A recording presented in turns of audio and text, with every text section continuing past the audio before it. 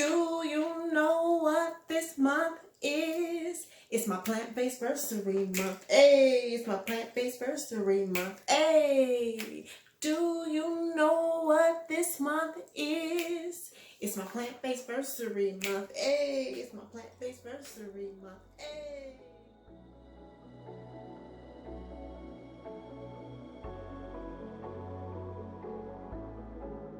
It's your girl, Ash Kenyail. Thanks for coming to my channel.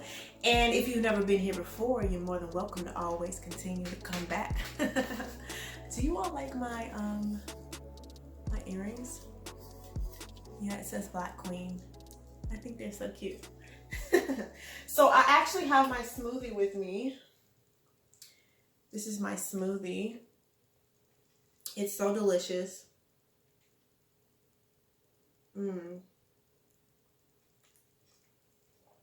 It has like 2 cups of spinach in it, a banana, maybe a cup of blueberries, or maybe half a cup of blueberries or so, a spoonful of peanut butter, and a half a cup of almond milk. And it's pretty good. It could be a little sweeter. If I had pineapples or strawberries to put in it, it would be a little sweeter. This month is October 2019, and this is my 2-year anniversary of being plant-based. So I'm pretty excited, and I thought that I would commemorate the month by having a few videos where I discussed plant-based topics. And you know, I'm in Korea right now. I'm plant-based. It's difficult. It's challenging. I'm struggling over here, okay? So I decided I would make a realistic video, right, about my experience being plant-based in Korea. I want to give y'all the real deal, okay? Because I remember when I was looking into coming to Korea, I feel like I wasn't as realistic about how it was really going to be when I came here. I'm like, oh, I'm going to just cook. I'm going to just buy this. I'm going to just do this. It's going to be fine. But woo, let me tell you, woo child, woo child.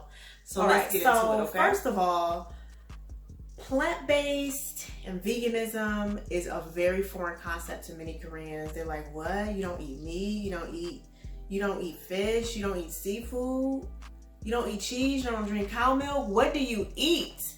And they just don't understand it. Like, they are just so confused about why. Like, I feel like they look at me like, well, what are you doing with your life?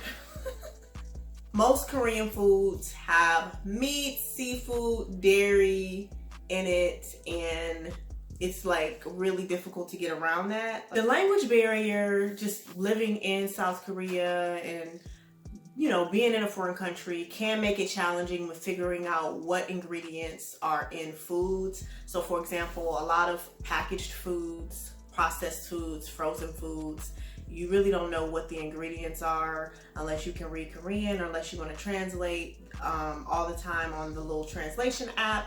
So that can be really challenging. So I actually don't buy a lot of processed foods or packaged foods. I try to buy more like fresh produce like vegetables and fruit or tofu or beans, things where I know, you know, what I'm getting, because it can be really challenging to figure out what all the ingredients are. Initially, it was really challenging to make foods that I was making at home taste good because I didn't know what kind of seasonings to buy or like getting flavorings. It was like really difficult to find what I was looking for. So it's like the food was just, the food I was making at home, although it was healthy, it just was not good. Like it just, my taste buds were not feeling it.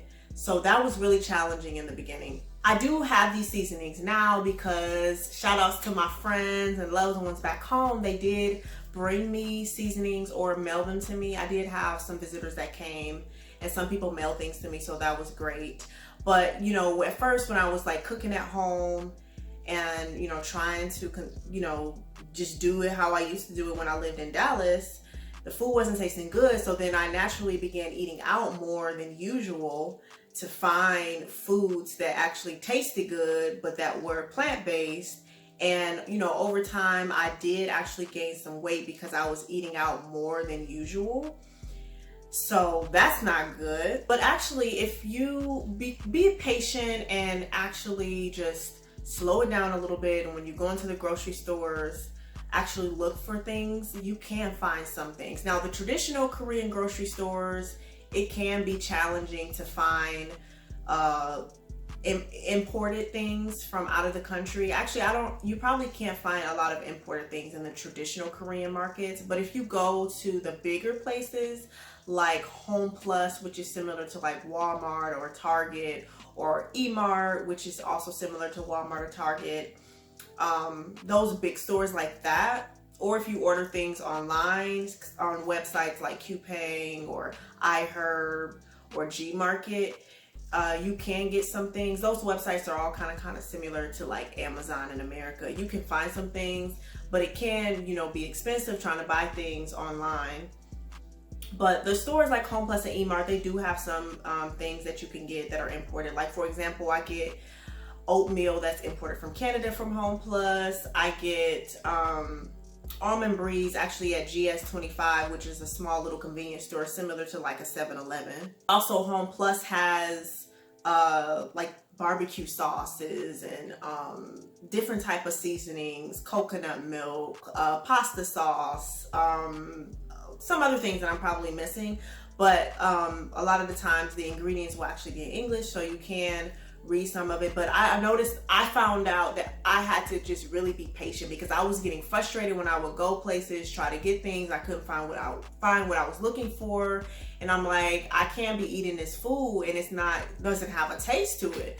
So, but once I slowed down and I was patient, I was able to find different things I was looking for. But in the beginning, I can tell you I was super frustrated all the time. I remember when I first arrived to Daegu, I would go to restaurants all in my neighborhood in the area and ask them if I could just get rice and vegetables. And they would all tell me no. And I was like, what do you mean? This is freaking Korea. I know y'all have tons of side dishes that are vegetables, and I know y'all have rice, so why can't I get rice and vegetables?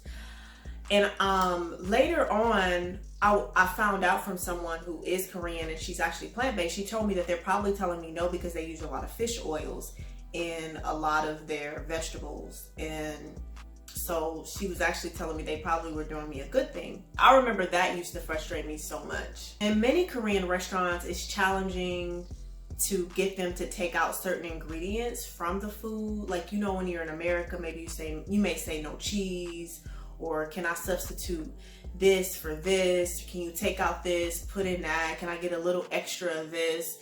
Well, in Korea, it's not really like that. It's difficult to do that. Even if it's a dish that they're actually making right in front of you, or you can see them making it in the kitchen, they don't really do that. Like, it's so weird. Thankfully, when I would go to restaurants and order bibimbap, they would agree to take out certain things. So for those of you who don't know, bibimbap is a traditional famous Korean dish, and it's basically vegetables with rice, and they also will put an egg on there and meat or like seafood. And so I would ask them if they could take out the egg and no meat, no seafood, and they usually would do it. And so it would just basically be vegetables and rice. So that's good. But some other dishes, it can be challenging to get them to take certain things out. So it's like you're stuck with nothing. One of the things I also noticed is that in Korea, seafood and meat is like viewed as like different. Because I remember I would go to some places and I'd be like, does it have meat in it? And they'd be like, no, it doesn't have meat in it. But then I find out later it has seafood in it, like fish or like octopus or squid or something. And so I quickly learned that you have to distinguish meat and seafood, because you will mess around and think you don't have any meat in your food, and you look and you see some fish or something in it. So I always now, when I order food, I will ask, does it have meat in it? Does it have seafood in it? And sometimes I'll even break up the seafood even more, like fish, shrimp, squid, you know what I mean? Get a little detail with them. Thank you all for watching. Stay tuned because part 2 is coming soon.